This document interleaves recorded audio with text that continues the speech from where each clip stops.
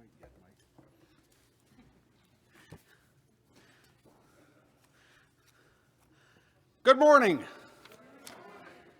Well, today we come to the end of our review of the history of the congregation of First United Church of Christ of Galion. We've seen many of the challenges that we have faced over the last 175 years. Forming a new congregation as strangers in a strange land, building and growing with the growth of the community, meeting the challenges and the ethnic questioning and economic hard times of the early part of the 20th to the mid part of the 20th century. And then a challenge of struggling and meeting the huge wave of the baby boom that followed the Second World War. Yet through all of this struggle, growth, and change, two key points stand out to me. First, that we are most successful when Christ-centered decisions were made. And second, when we were open to adapting to new ways of doing things, yet staying within the guardrails of our faith in the teachings of Christ. We were and are a tolerant and welcoming church, hence the evangelical in the part of our name at the time. Consider this with me. This very building is an adaptation to change. The first adaptation was in 1908 when they decided to replace a perfectly good brick building with a brand new stone building. And why? Because they were growing and they needed more space and they needed to meet what was changing in technology. Something about indoor plumbing and electric was very important on that. The second adaptation was in the 1950s when the educational wing was added. It was a huge undertaking to add that on, but we filled every room back there. And we wisely decided, and Reverend Velm was key to that, to keep that stone feature rather than just going with a concrete block look, to unify the look and appearance of this building. Again, it was a response to change, to the baby boom and the booming local economy. And even more recently, we've added an elevator to meet the changing demographics of our church family. We completely reconstructed the west wall and restored the interior plaster to ensure the stability of the structure. Two sidebar stories on that. Look up there. See the chain? That chain was found when we did the reconstruction of this, and I'll point out Dan Brown traced that, enlarged it, and that was added to tie back to the 1909 building on that. That chain is the unity of this church. And the second story is above that window. When we were tearing down the brick, I assumed that it was going to be a steel I-beam up there. I was wrong. It was a 12 by 12 beam that extends that entire width that was from the 1854 church that they happened to just reuse. It was rotted this far from the ends. It's still tying us to our past. We expanded our footprint even more recently with the addition of extra property and built the terrific pavilion we have out back. You use that all the time now. Many people use it. The response to COVID has led us to online ministry, more interior screens, online broadcast, and instant communications, wonders that would have been inconceivable to our ancestors in 1909, let alone 1847.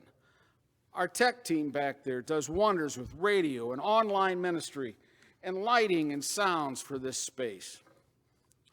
Today, we are reaping the fruits of seeds planted long ago.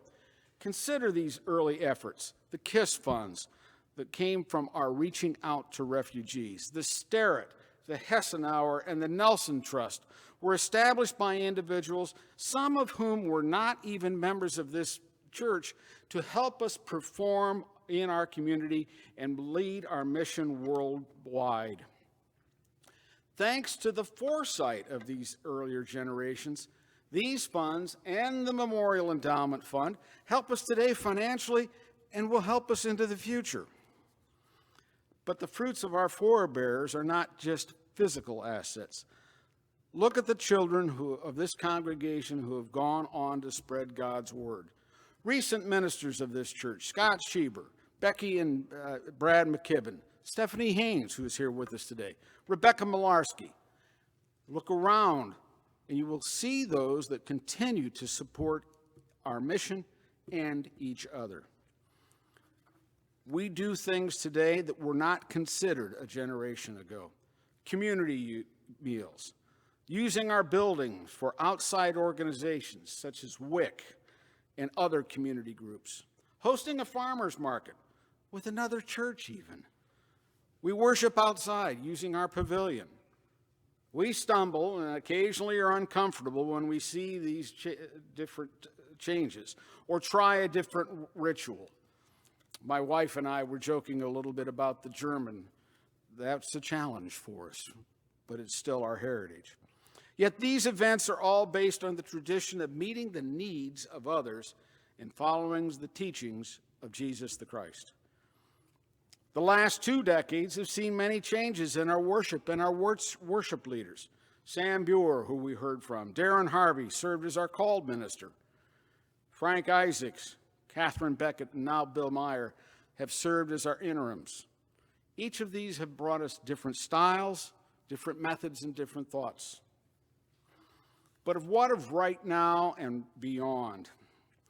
We said that our anniversary celebration would look to the past at our triumphs and some of the tragedies, but we would also look to the future. Our congregation faces different challenges from our German ancestors. Mainline church attendance is in decline. The habit of weekly church attendance has been broken by social change and, frankly, the COVID epidemic. The community has dramatically changed. Population growth that marked Galion from 1847 to 1980 has changed. It's now in decline. The community, the wealth of our community has changed and declined.